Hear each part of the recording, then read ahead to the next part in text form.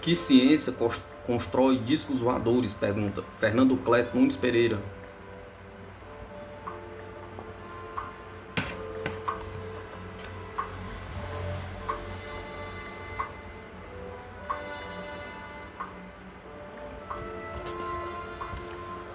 A velocidade constante c da luz no vácuo, a maior possível no universo, é o alvo principal deste livro. Ela seria o elo comum que torna a matéria e a energia aspecto diferente de uma só entidade.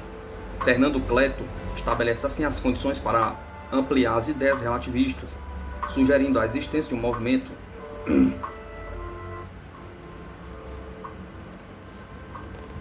absoluto composto pela soma de duas velocidades variáveis, capaz de apontar na direção de um universo verdadeiramente holístico. Os discos voadores relacionados com a segurança nacional foram também alvo de uma exposição de motivos feita em 1974 ao Estado-Maior das Forças Armadas, transcrita aqui nos seus principais aspectos. Ressalte-se ainda que Fernando Cleto escreveu, após muitos anos de estudo, a Bíblia e os Discos Voadores, livro que aponta a união de todas as religiões. 10 anos depois escreveu Sinais Estranhos, deixando clara sua mudança de orientação em sua busca permanente de compreender, passando a digerir o maior esforço para o estudo das teorias científicas. Agora concluímos mais de 10 anos a trilogia que se completa com o lançamento desta obra. Que ciência constrói os discos voadores? Pergunta. Esclarecimento.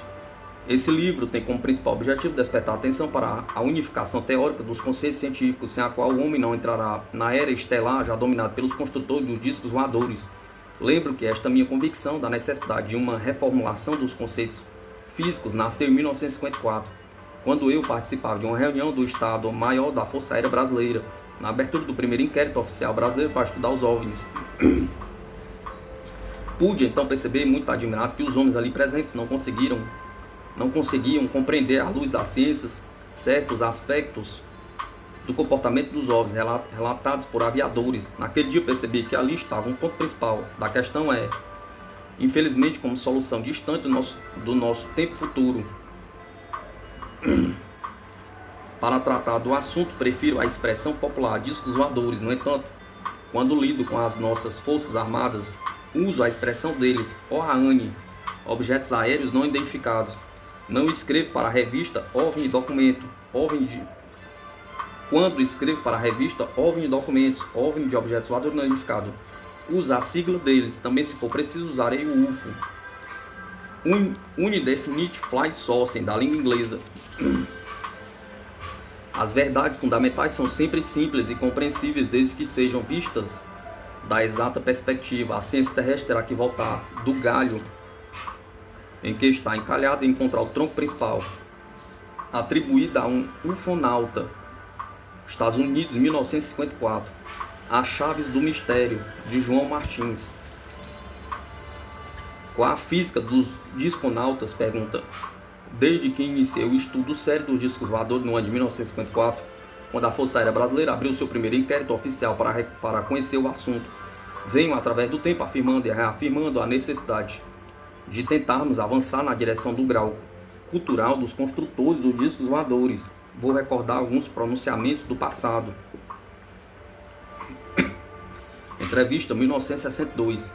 No ano de 1962, dei uma entrevista ao representante da revista AABB Ciência, Recife, ao meu colega Alcedo Coutinho, do Banco do Brasil.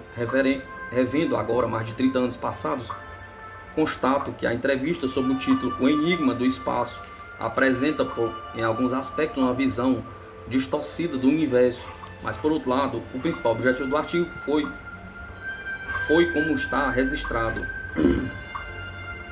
Fernando Cleto deixou de lado as particularidades de milhares de casos relacionados com os discos voadores para abordar de forma preferencial o misterioso problema da propulsão dos objetos não identificados. Na ocasião, o Brasil estava ingressando na era espacial e no meu artigo eu vou direto ao assunto. Chegamos assim ao ponto em que vamos fundir o assunto dos discos voadores com o do Programa Brasileiro para Pesquisas Espaciais. Isso porque estamos certos de que os OANs constituem um exemplo vivo e gritante de que a propulsão por campos já foi encontrada pelas inteligências que os construíram. E quem na Terra primeiro dominar o segredo dessa propulsão terá enorme supremacia sobre as demais nações. Por isso, penso que os nossos esforços deveriam, desde o primeiro momento, ser voltados para a pesquisa dessa forma de propulsão, o que daria ao Brasil independência e personalidade no campo científico internacional. Quanto às pesquisas espaciais já em andamento nos Estados Unidos e União Soviética, deveríamos nos limitar a enviar observadores e estudantes estagiários para acompanhar a sua evolução no lançamento de foguetes de sondagem meteorológica, utilizando para retransmissões o satélite de comunicações lançado por outras nações. Porém, tudo isso sem as astronômicas despesas que um programa nos moldes dos em uso por outras potências nos custaria. Para termos uma ideia do preço de um verdadeiro programa espacial, bastaria lembrar que nos Estados Unidos uma programação anual custa mais de $1,5 bilhão, o que viria a ser, em nossa moeda, muito mais do que todo o nosso dinheiro em circulação em 1962. Assim, iniciaríamos os nossos esforços por onde os russos e americanos pretendem terminar, tendo em vista os programas hoje traçados pela pesquisa em torno da propulsão por campos eletromagnéticos. Revendo esta minha entrevista, fico um tanto admirado quando lá está escrita em 1962, advertência, mas advirta aos brasileiros que vão dirigir as nossas pesquisas espaciais no sentido de não desprezar os dados que temos no Brasil sobre OANI, os OVNIs, espalhados em alguns arquivos particulares, porque eles constituem um ótimo ponto de partida para se chegar a compreender o segredo da propulsão de campo por campos, desde que manipulado por cientistas interessados. Entendo que, paralelamente aos programas brasileiros, deve ser restabelecido profundo estudo e pesquisa permanente em torno do comportamento do OANI, porque eles já constituem um exemplo palpável daquilo que os nossos cientistas ainda sonham. A entrevista vem atestar minha preocupação com a identificação do grau cultural das inteligências que constroem os discos voadores. Vou transcrever outra parte da entrevista. Como seria a proporção dos OANIs? Os OVNIs, pergunta. Não posso negar que tenho ideia própria a respeito da propulsão utilizada pelos discos voadores, se bem que a minha ideia não se ajusta com aquela da ciência ortodoxa. Isso porque, como sabemos, a ciência em sua fase atual considera que as forças que movem o microcosmo são conhecidas como eletromagnéticas, enquanto a força que atua no macrocosmo é conhecida como gravitacional. É um velho sonho da ciência compreender os movimentos em ambos os mundos, do muito pequeno e no muito grande, como tendo uma só causa. Assim, o verdadeiro abismo separa hoje a teoria atômica da gravitacional.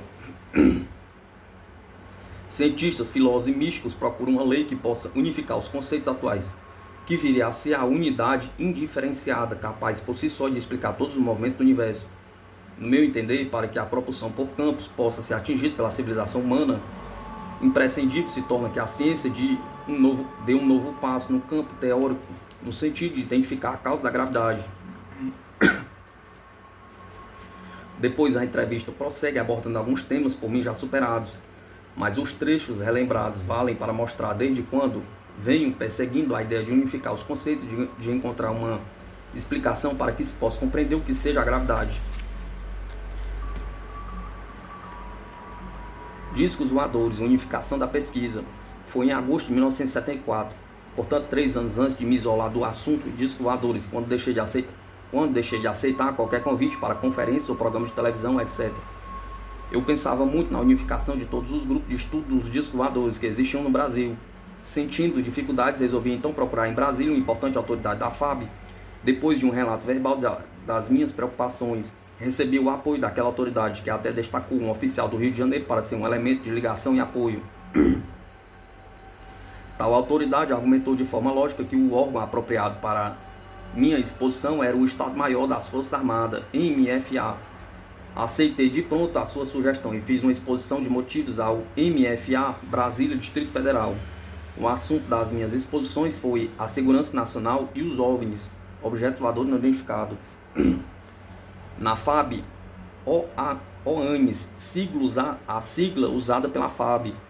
Transcreva a seguir o primeiro capítulo da minha exposição, objetos desta exposição. informar a cúpula militar do governo federal sobre a estranha presença de forças desconhecidas que estão operando de forma misteriosa, crescente e ostensiva dentro de nossas fronteiras nacionais. Trata-se de uma presença que atinge todas as nações e que já se constituiu preocupação para a Organização das Nações Unidas, por não ter sido ainda possível identificar suas origens e objetivos. Oferecer sugestões práticas e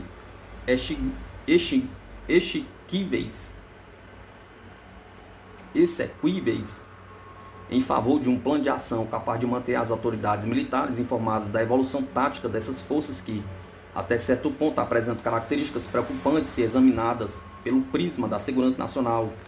Pedir que o assunto aqui exposto seja examinado cuidadosamente pelos chefes do Serviço de Informações e, se possível, levado ao conhecimento do comandante em chefe das nossas Forças Armadas. No capítulo 12 da exposição escrevi: para os militares é espinhosa a missão OANI, os OVNIs. Quando uma autoridade superior das Forças Armadas resolve criar uma comissão para investigar problemas relacionados com atividades de OANIs, o oficial destacado para cumprir a missão se sentirá plenamente justificado e acobertado para o desempenho da ingrata missão de pesquisar o insólito e impalpável, mas tal chefe teria que se utilizar de oficiais e sargentos para uma série de investigações no âmbito externo e na área civil. Temos fortes razões para supor que tais subordinados nem sempre estariam preparados para tal tipo de missão e por isso procurariam desincumbir-se das tarefas de modo mais rápido e simples, o que finalmente iria prejudicar os objetivos colimados.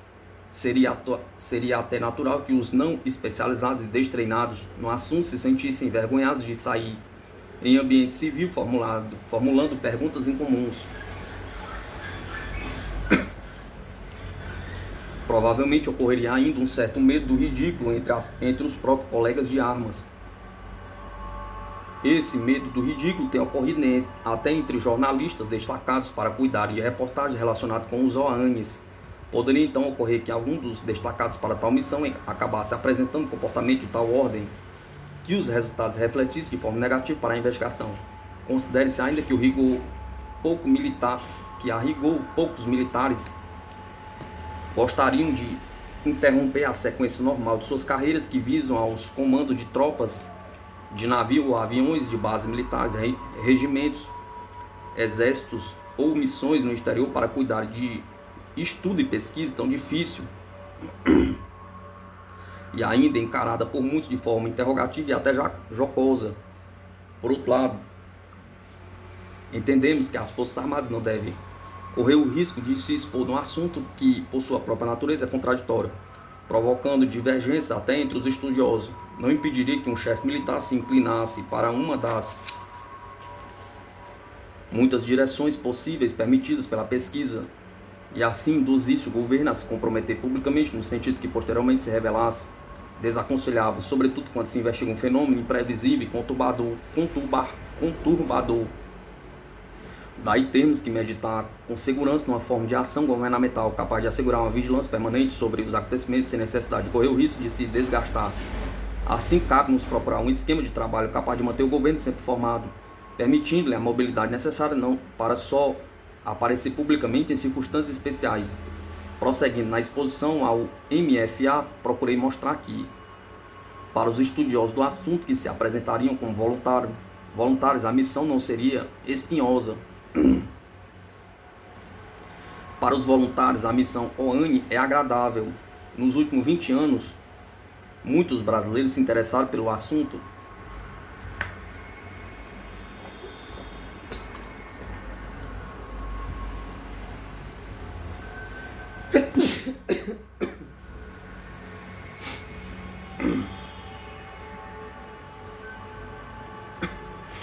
Nos últimos 20 anos, muitos brasileiros se interessaram pelo assunto e muitos grupos foram criados neste país. Afora o grande número de estudiosos isolados que se dedicam à pesquisa do apaixonante problema. Esses estudiosos adquiriram enorme experiência inquirindo milhares de pessoas e participando de um sem número de situações que lhes asseguraram um fantástico quinoa. Além disso, muitos desses brasileiros possuem vastas correspondências com o exterior, obtendo informações valiosas de outras áreas do planeta que são logo comparadas com os eventos ocorridos aqui. Todo esse imenso trabalho tem sido feito com enorme sacrifício de tempo e recursos. Essa gente, com uma pequena ajuda, poderia contribuir de forma muito mais efetiva para manter o governo informado de um ou dos mais sérios problemas que terá que enfrentar e para o qual parece não estar suficientemente organizado. Para que se tenha uma ideia dos principais estudiosos do assunto no Brasil, apresentamos um ligeiro resumo deles. Partindo do sul do país, enumerei pessoas ou grupos. Não vou reproduzir esta parte por não saber como tais pessoas ou grupos vivem hoje. Citarei apenas alguns nomes para homenagear pessoas que conheci de perto e que muito fizeram pela ufologia. Felipe Machado Carrion, autor do livro Discos Voadores Imprevisíveis e Conturbadores. Havia um anexo de número 34, mencionando seus principais colaboradores, entre os quais deveria estar o coronel Schneider, do Exército Brasileiro. Falando de São Paulo, escrevi algumas sociedades que cuidam do assunto, lideradas pelo professor Flávio Pereira, autor de O Livro Vermelho dos Discos Voadores. Destacam-se entre os paulistas os médicos Guilherme Hirtz e Max Berezovsky, incansáveis pesquisadores do assunto. Sobre o então estado da Guanabara, destaquei o Dr. Paulo Coelho Neto, autor de um livro como A Era Moderna dos Discos Voadores. Mencionei a ilustre professora Irene Grandes, com dezenas de trabalhos publicados no exterior, traço de incansável pesquisadora de campo e dona de notáveis arquivos contendo centenas de casos nacionais e estrangeiros.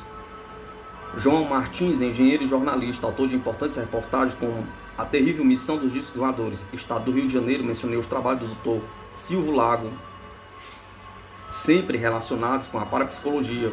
Estado de Minas Gerais, mencionei o professor Uvilto Brant Aleixo, destacando seu trabalho O Perfil de um Fenômeno.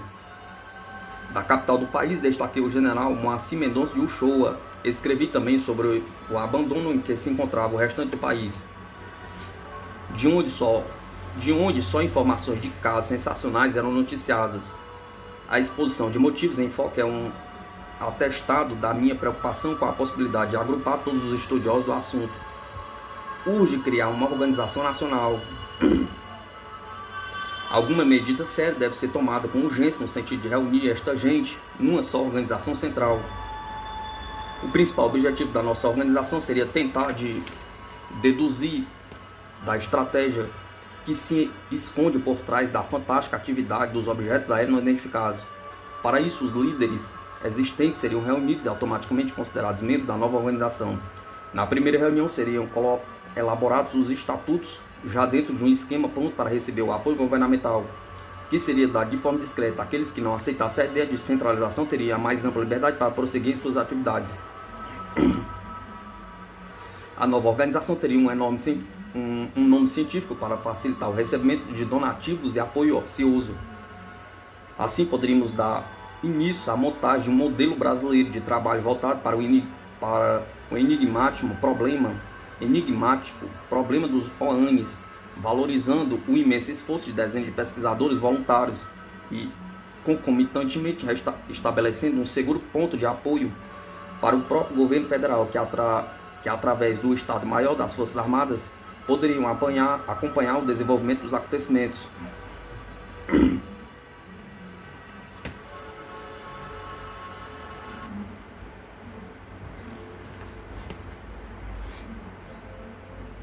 Naturalmente que, se as autoridades forem sensíveis à nossa exposição, poderemos então examinar outros modelos, apresentando inclusive algumas ideias no que diz respeito ao apoio financeiro e ao apoio da própria segurança.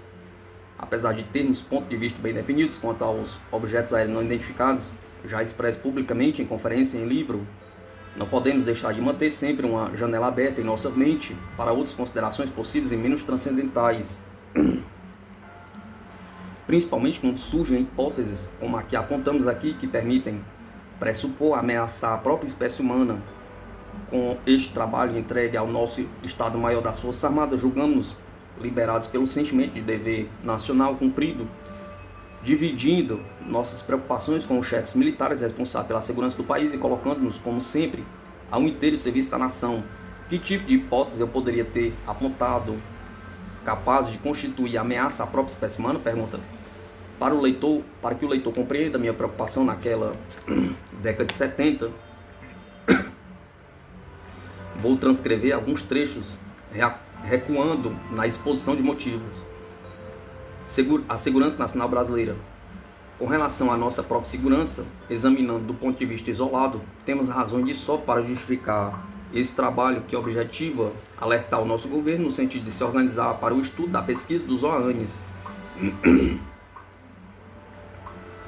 Voltemos às palavras do ministro da Defesa da França para recordar que ele pediu espírito aberto para o inexplicável. Não podemos esquecer que estamos lidando com forças desconhecidas e superiores tecnologicamente, sem que até hoje tenha sido possível definir os seus objetivos. Podemos formular muitas hipóteses, podemos até abraçar com confiança uma delas, mas, a bem da verdade, ainda não temos como controlar essa estranha presença e muito menos meios de impedi-la. Especial advertência. Muitos acontecimentos desastrosos têm ocorrido em nosso planeta e em nossas fronteiras, sujeitos a investigações cujos resultados oficiais nada ou pouco concluíram.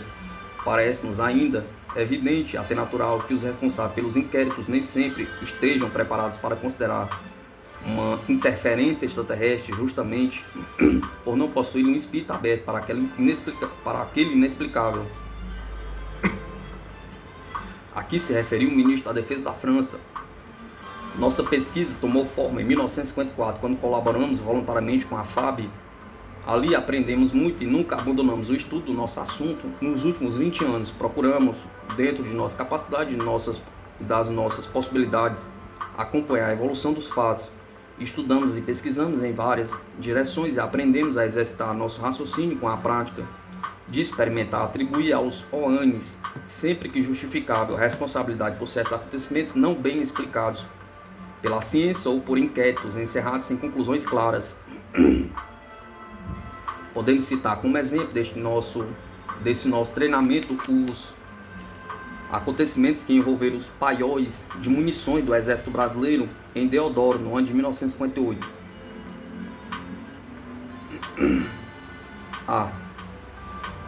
Nos primeiros 30 minutos do dia 3 de 8 de 1958, ocorreram várias e fortes explosões nos depósitos de munições do Exército, localizados em Deodoro, com a destruição de paióis de munição de infantaria de 37 mm, bombas de canhão de artilharia de 152 mm, morteiros 81 e antigas bombas de aviação.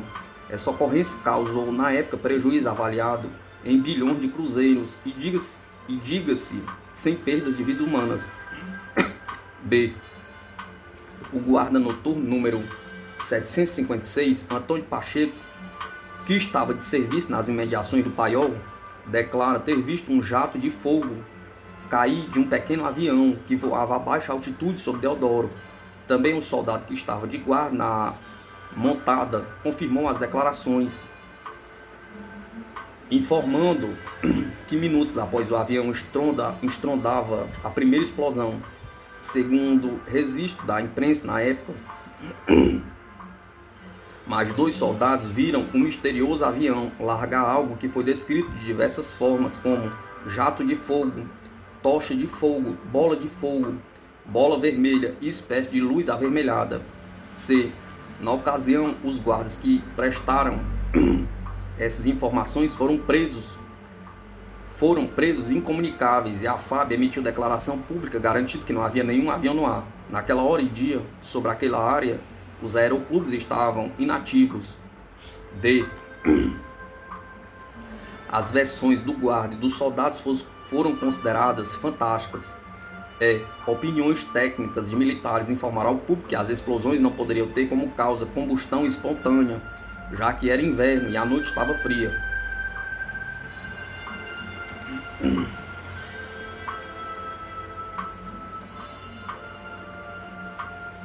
Finalmente, em 16 de 9 de 1958, a imprensa, em comunicado lacônico, noticiava: ninguém culpado pelas explosões de Deodoro, elas foram casuais. Concluímos mostrando que os responsáveis por aquele inquérito não estavam preparados para investigar na direção do inexplicável, avião inexplicável, bola de fogo inexplicável, tocha de fogo inexplicável, etc.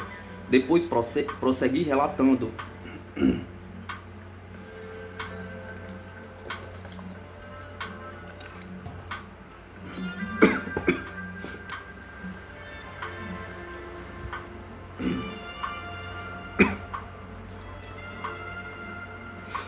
Queremos apenas advertir que no caso citado não ocorreram vítimas humanas e inocentes não foram responsabilizados, mas é possível que em outros casos inocentes sejam presos por mera coincidência ou por inquéritos que não consideram aquele inexplicável. Quando escrevi o trecho acima, não escrevi o que pensava, porque não tinha como documentar os fatos que vou agora relatar. Quando, no Rio de Janeiro, parte do elevado Paulo de Frontin desabou sobre alguns carros, ocorreram mortes. Na ocasião decorridas ainda poucas horas do acidente, ouvi num rádio um repórter interrogando um gerente de posto de gasolina que havia naquelas proximidades. Ele declarou que viram uma luz vinda do céu, que se encontrava encoberto naquela hora. Segundo suas declarações, quando a luz tocou o elevado, naquele ponto tudo desmoronou como um estrondo. E se eu estivesse procurando o tal gerente para documentá-lo melhor as suas declarações, teria adiantado alguma coisa? Pergunta. A investigação iria aceitar a luz inexplicável? Pergunta. A bem da verdade,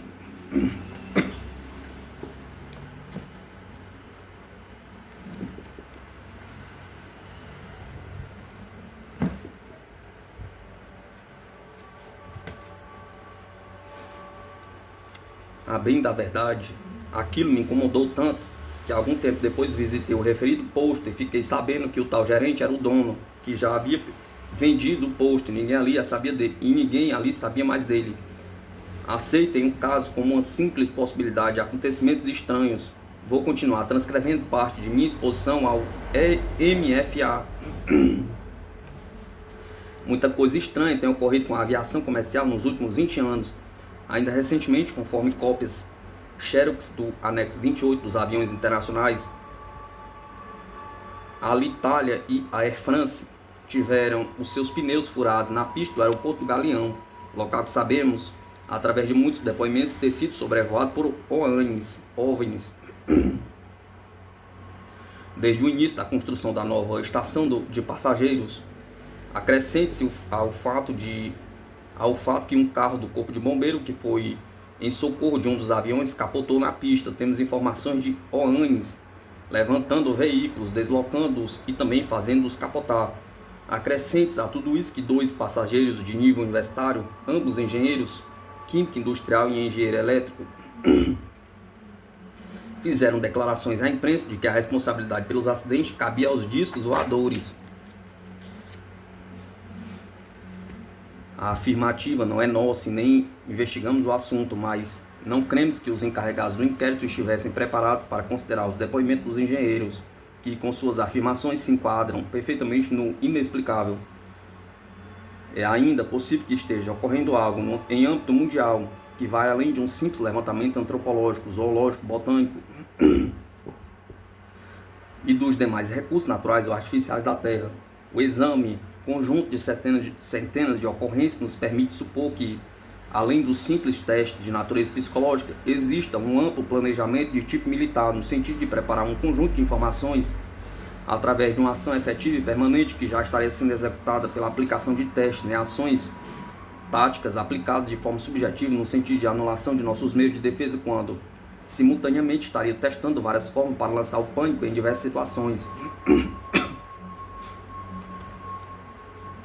Talvez entre os estranhos visitantes, provavelmente de diversas origens, alguns já poderiam ter efetuado testes como observações de todos os tipos de aeronaves em voo, com estudo de certas reações de tripulações e passageiros, interferência perigosa nos controles dos pilotos automáticos, interferência nas comunicações aéreas, podendo dirigir os aviões para locais diferentes, provocar aceleração ou desaceleração em motores de aviões, tumultuar o tráfego aéreo, criando acidentes em pista de pouso, destruição de paióis de munições, interrupção de tráficos rodoviários ou ferroviários, urbano, interurbano ou interestadual, provocando inexplicável acidentes com quedas de pontes, viadutos, barreiras, incêndios, com o consequente estudo da confusão, do pânico ou do tempo gasto para recuperar a normalidade do local afetado, captura de seres humanos para estudo, devolução de seres humanos portadores de mensagens que tanto podem gerar confiança ou pavor, interferência em sistemas elétricos da cidade, veículos ou localidades, captação de energia elétrica diretamente das redes distribuidoras, projeção de ondas de choque provocando abalas que parecerão naturais, confundindo cientistas e alarmando populações, afastamento de populações de certas regiões através de permanentes ondas de choque e de luzes misteriosas, captura de animais vivos ou somente do sangue deles. Poderíamos prosseguir esgotando o alfabeto, mas nada melhor do que apresentar exemplos. São muitos os acontecimentos que reputamos estranhos e graves e que são de completo desconhecimento de uma autoridade central. Parece-nos, portanto, oportuno focalizar como simples exemplo mais 2 casos. O primeiro, por já constatar de um boletim de um centro de pesquisa de OANIS, situado em Pelotas, Rio Grande do Sul, conforme comprova o anexo 29. O relatório é minucioso, detalhando as localidades do Brasil e do lado uruguaio. Examine-se o referido anexo. É possível constatar em relato detalhado como 300 ovelhas de raça foram mortas e dela retirado todo o sangue por técnicas desconhecidas, além de fetos retirados por furos de 3 centímetros de diâmetro. Tal acontecimento poderia ser uma fantasia entre as muitas fantasias que existem e que nos dão um imenso trabalho nesse árduo campo de pesquisa. Mas ocorre que o caso não é isolado e já dispomos de outros elementos de âmbito mundial, espalhados no espaço e no tempo, que nos permitem aceitar tranquilamente a possibilidade da narrativa proveniente de Pelotas, o interesse dos disconautas pelo sangue dos animais, talvez pelas proteínas que contém, já parece evidente em nossa pesquisa. Não vou transcrever o outro caso, que data de 1971, quando um OANI esteve parado 5 minutos sobre a área de segurança de Brasília.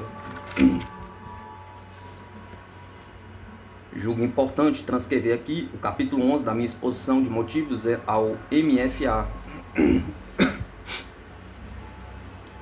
Abalos sísmicos estão confundindo os próprios cientistas. Os chamados abalos sísmicos ocorridos no Brasil estão causando estranheza nos próprios técnicos, como atesta a reportagem constatante no anexo número 31. Seu título: técnicos ainda não sabem as causas de sismos no Brasil. Do texto da referida reportagem, queremos destacar: a série de tremores que passou a chamar a atenção do Brasil foi desencadeada a partir de 1968, quando várias cidades do Nordeste foram atingidas. Populações inteiras de pequenas cidades no interior do Rio Grande do Norte, Paraíba e Ceará foram acordadas com um clarão no céu, seguido de abalos que provocaram rachaduras em diversas casas. Nossa atuação já havia sido despertada muito antes do ano de 1968, talvez 10 anos antes, e lamentavelmente não encontramos os recortes da época, mas podemos assegurar que no Espírito Santo, na cidade de Vitória, próximo ao 3º Batalhão de Caçadores, uma bola de fogo saiu do mar e, tomando enorme velocidade, dirigiu-se para o céu. Naquele momento a cidade tremeu e ouviu-se uma grande trovoada. A onda de choque derrubou o teto de um grande galpão de uma fábrica de ferro e aço, e o abalo repercutiu muito além da capital do estado. Posteriormente, no dia 16 de janeiro de 1962, ocorreu um abalo na cidade do Rio de Janeiro, às 23 horas, e milhares de famílias dos mais diversos bairros da cidade, assustadas, deixaram suas casas como estavam, vestidas. No dia seguinte, geólogos discutiram o fenômeno com pontos de vista divergentes. Foi nessa ocasião que firmamos uma certeza de que aquele abalo foi provocado artificialmente por uma nave extraterrestre ou por um OANI que teria quebrado a barreira do som sobre o Rio de Janeiro, provocando uma violenta onda de choque dirigida contra a cidade. A propósito, vale recordar uma entrevista publicada pelo jornal O Globo, do dia 19 de 1 de 1962, cuja cópia xerox constitui o nosso anexo 32. Nessa entrevista, o professor Alceu Diniz Gonçalves, membro honorário da Sociedade Astronômica da França, declarou que o abalo veio do céu. Disse ainda o professor que terremoto no Rio é cientificamente impossível. Não queremos nos apoiar em nosso próprio depoimento e por isso pedimos que examinem a reportagem mencionada e meditem na impossibilidade científica de ter sido aquele abalo provocado por tremor ou onda de choque decorrente de um meteorito. O meteorito ou meteoro teria deixado sinais inconfundíveis no céu, como clarão e rastros, dadas as proporções da onda de choque. Estamos convencidos de que a onda,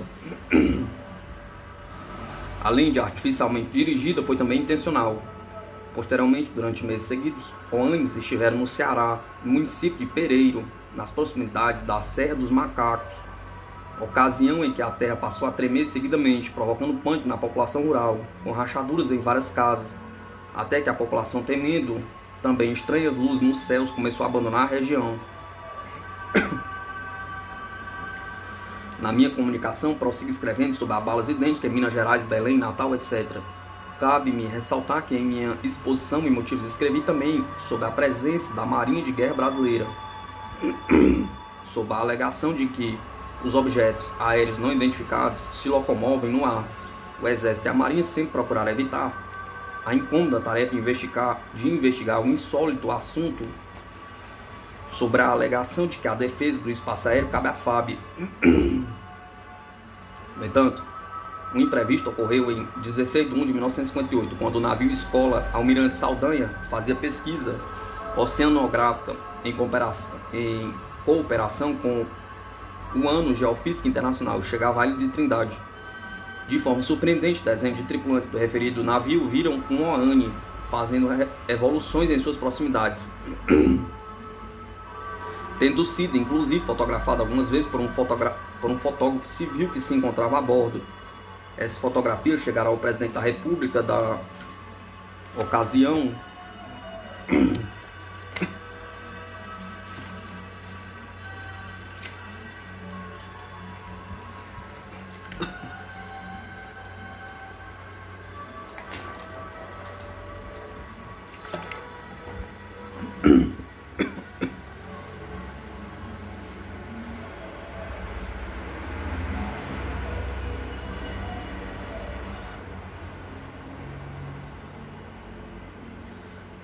presidente da República da ocasião, tendo sido depois liberados para a imprensa que noticiou o caso em manchetes. É importante ressaltar que o almirante Macedo Soares declarou na oportunidade que para ele as fotos eram verdadeiras. Justificou a sua convicção baseada em depoimento de muitos oficiais civis que se encontravam a bordo do referido navio quando viram o OAN a um só tempo. O Globo, do dia 24 de 8 de 1958, publicou nota oficial do Ministério da Marinha, confirmando a autenticidade das fotos e recusando de forma inteligente a opinião a respeito do assunto. Por gentileza dos oficiais do Estado-Maior da Armada, tivemos na ocasião acesso aos arquivos da Marinha, com ordem para lermos os depoimentos confidenciados ali arquivados e a recomendação de nunca revelarmos os nomes dos informantes dos navios envolvidos nos acontecimentos. Como eu estava escrevendo para o MFA, citei alguns casos que deixo de reproduzir aqui. Qual a participação do Exército Brasileiro? Pergunta. Em minha exposição, falei sobre a experiência de alguns oficiais quando não se encontravam investidos de suas funções. Depois prossegui escrevendo. Quanto ao Exército como instituição nacional, sabemos apenas que grande parte de sua oficialidade não poderia deixar de ser, tem revelado interesse por conhecer o assunto, que hoje já faz parte de alguns círculos universitários em vários países. No segmento, comentei conferência feita na 6ª Região Militar e provocada pelo fato de um OAN ter permanecido por 2 horas nos céus da cidade de Salvador, quando expeliu outro objeto que foi avistado por vários oficiais, sargentos e praças, conforme foi noticiado por O Globo de 9 de 12 de 1957. Prosseguindo, dei destaque a um acontecimento que não envolveu o Exército, mas que no futuro poderá ser da sua responsabilidade direta. zona de segurança nacional invadida por um OAN, um guarda do Serviço Especial de Segurança e Vigilância, atirou com seu revólver numa estranha nave, recebendo em troca um raio cegante e paralisante. O evento ocorreu em 1970, na usina de Furnas, na Central Elétrica de Furnas, em Itatiaia. O soldado foi internado no Hospital Central da Aeronáutica e depois no Hospital da Cruz Vermelha, permanecendo por mais de 10 dias isolado pelas autoridades, onde, sob hipnose, contou sempre a mesma coisa. O guarda vigilante Altamiro Martins de Freitas, do SESV, depois de liberado pelas autoridades, acompanhado por um chefe do Serviço Especial de Segurança, concedeu entrevista à imprensa, comparecendo inclusive à TV Globo, onde, por convite daquela emissora, tivemos a oportunidade de entrevistá-lo. Entre as muitas conclusões a que chegamos, meditamos sobre o acontecimento ali. Esta é a de que a centena de guardas, colegas de Altamiro, que conhecemos por menores do episódio, por motivos psicológicos, não terão coragem para atirar em outros OVNIs, que porventura venham a invadir aquela importante área sob proteção policial. Vou prosseguir apresentando trechos da minha exposição de motivos feita ao MFA para relembrar a primeira onda de discos voadores ocorrida em território brasileiro. Em 1959, revelamos na televisão dados até então confidenciados nos inquéritos da Força Aérea Brasileira. Fomos autorizados pelo coronel João Adil de Oliveira a apresentar, através de programas de televisão, relatórios e documentos até então confidenciais dos inquéritos da FAB feitos nos anos de 1952 e 1954. Assim nasceu espontaneamente um primeiro esquema de cooperação efetiva, unindo em trabalho conjunto os esforços da pesquisa militar com a civil, porém dentro de um esquema baseado na confiança pessoal, quando o ideal teria sido algo mais permanente, envolvendo organismos e não apenas pessoas. Naquela ocasião, preparamos um esquema cuidadoso do que conviria dizer ao grande público de forma a alertar sem alarmar. Fizemos então no canal 9 de televisão da então capital do país uma série de 12 programas de 20 minutos cada, apresentado aos domingos sob o título O Enigma do Espaço. Focalizamos inicialmente o mapa do Brasil, mostrando de forma global todos os casos assinalados em ordem cronológica de datas, ressaltando que a sequência de acontecimentos indicava existir alguma inteligência por trás dos OANs. Os locais de suas aparições permitem supor um planejamento, já que se percebia um movimento iniciado no sul, envolvido pelo litoral, na direção norte, para voltar pelo centro do país. Na segunda etapa do programa, analisamos caso por caso, dando ênfase aos mais evidentes, para mostrar que os estranhos visitantes tinham efetuado uma espécie de contato preliminar com nossa civilização, talvez objetivando apurar de perto alguns dos nossos valores. Para que se tenha uma ideia da primeira onda de OANs sobre o território brasileiro e também do nosso primeiro estudo, juntamos o anexo 6, constituindo de um mapa do Brasil com os pontos principais assinalados e suas respectivas datas. Ressalte-se que esses eventos ocorreram numa época em que poucas pessoas tinham coragem de informar que haviam visto discos voadores.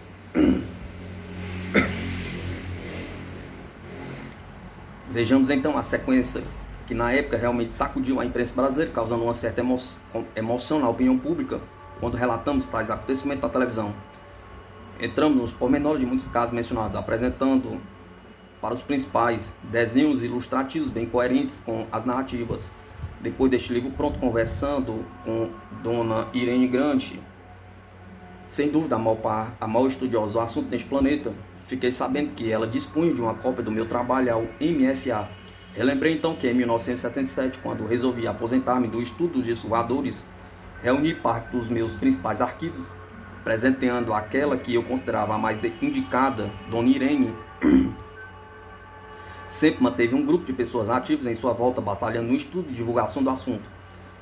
Ela foi de uma gentileza sem par quando devolveu minha exposição de motivos com o anexo ainda intacto. Agora posso ampliar um pouco o texto da minha exposição de motivos, acrescentando algumas informações nos casos mais importantes.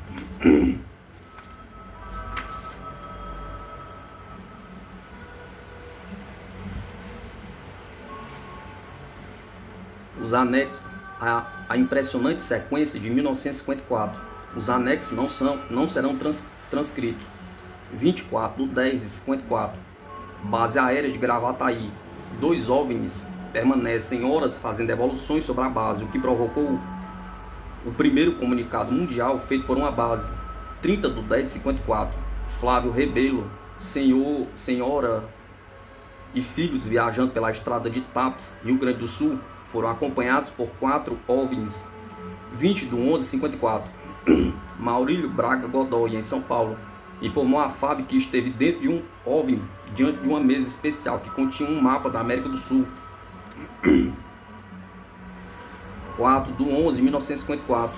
O caboclo José Alves, de São Paulo, viu em Pontal tripulantes desembarcados colherem pé de capim, folhas e água, tendo depois o OVNI subido na vertical. 7/11/54. No Rio de Janeiro, o senhor Levi Pinto Madureira fotografou 2 vezes um OVNI no Leblon. 11/11/54. Foram assinalados em Bento Gonçalves, Rio Grande do Sul. 11/11/54. Visto por um aviador cruzando o céu da Paraíba. E o fato foi anotado no diário de bordo do avião PPITH pelo comandante Valdemir Costa. 11/11/54. Avistado também por militares em Fortaleza. 12/11/54. Novamente assinalado em Porto Alegre. 12/11/54. Em Itapetinga, professor José Ozzy viu OVNI pousado quando se sentiu hipnotizado. Viu também seus tripulantes. 13/11/54. Chefe de uma estação ferroviária do Paraná. No Paraná, o senhor José Rodrigues viu um OVNI pousado próximo aos trilhos com 3 tripulantes desembarcados, examinando o leito da ferrovia, visto com roupas colantes e berrantes, que depois levantaram voo. 13/11/54. Visto pela professora Margarina Bastos em Uraí, quando voavam em direção a Londrina, Paraná.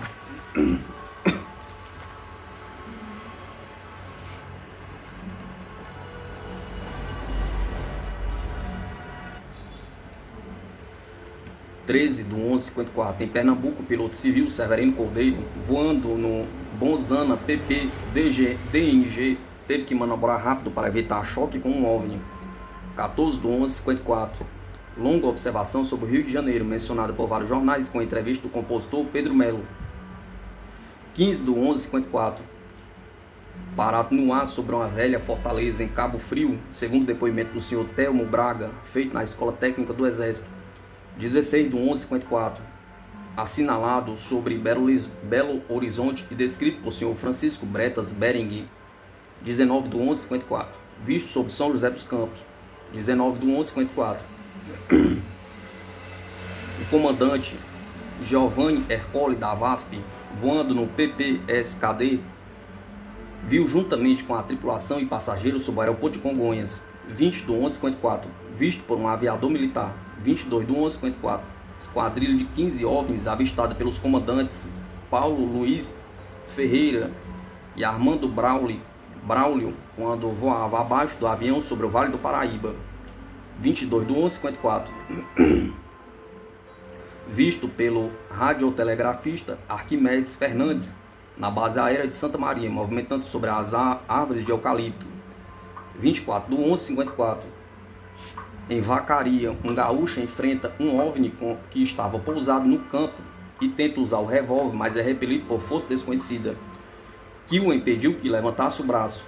26/11/54. 3 OVNIs assinalados sobre Curitiba, conforme depoimento do senhor Adolfo Neumann. 2/12/54. Visto sobre Manaus, conforme descrição do padre Paulo Lima e outros.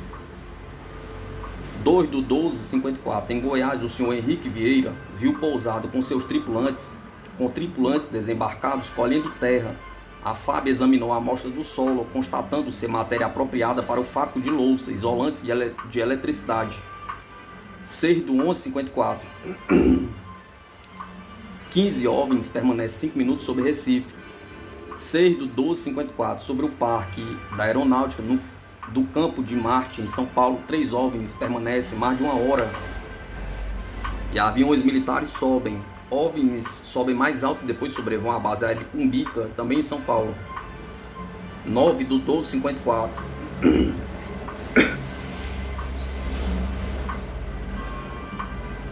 Olmiro Costa viu no município Linha Bela Vista tripulantes desembarcados carregando pé de milho de feijão. Ofereceu uma ovelha que foi recusada. Eram seres de tamanho médio, cabelos compridos e respiravam nosso ar. 12/12/54, ainda no Rio Grande do Sul, o senhor Pedro Moraes esteve diante de tripulantes anões que arrancaram e levaram um pé de fumo. 13/12/54, em Campinas, um verdadeiro show aéreo de OVNIs, deixando cair material que foi recolhido e examinado, constatando-se a presença de estanho em elevado grau de pureza. 15/12/54, o comércio de Curitiba cerrou as portas para assistir um show aéreo dado por OVNIs, que foram inclusive fotografados, e até o chefe da polícia viu. 16/12/54, visto sobre a cidade de Vitória por 5 minutos. 18/12/54, alarme no Palácio do Presidente da República, Catete, Rio de Janeiro. Na época, o general Juarez Távora encaminhou o relatório do comandante da guarda, anexo 18. 18/12/54, assinalado no território do Rio Branco, em Boa Vista, nas proximidades de um campo de aviação em construção, quando até desceu na pista de pouso. 18/12/54, em Blumenau foi visto um OVNI largar outro. 24/12/54, estiveram sobre o Rio de Janeiro por mais de 2 horas, tendo sido fotografado por O Globo. 25/12/54, registrado no livro de ocorrência da Torre de Controle do Aeroporto de Congonhas. Aproximaram-se da cabeceira da pista. 27/12/54, assinalado em Minas Gerais, só para efeito de estatística. 30/12/54, visto sair de dentro de uma nuvem isolada que pairava sobre o aeroporto Santos Dumont, 18 horas. 30/12/54, visto sobre a cidade de Salvador, última notícia do ano de 1954.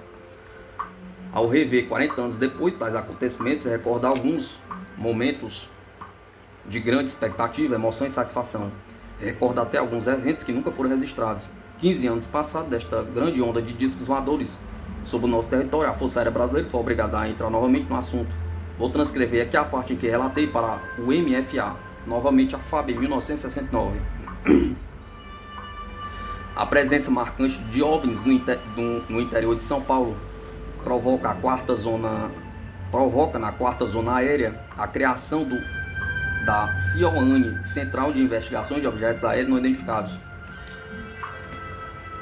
Ratificando nosso ponto de vista quanto ao número crescente de eventos relacionados com os OVNIs, podemos afirmar que se fôssemos relacionar somente as ocorrências de 1969, teríamos que preencher muitas páginas contendo dezenas de registros.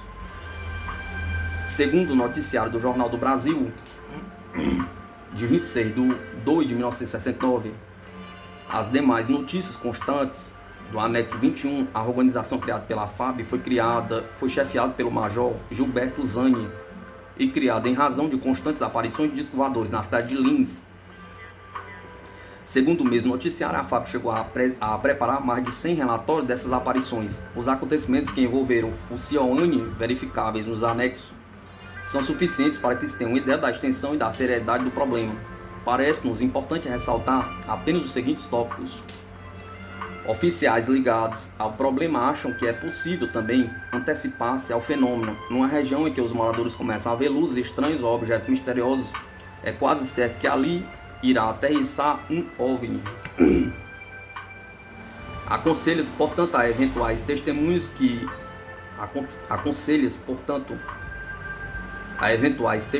de OVNIs que não assumam espírito bélico, correndo em busca de armas ou de auxílio, porque tudo indica não haver necessidade disso. Tanto quanto possível, a testemunha poderá ter consigo um binóculo e uma máquina fotográfica com filme bastante sensível. Fernando Cleto Nunes Pereira. Que ciência constrói discos voadores?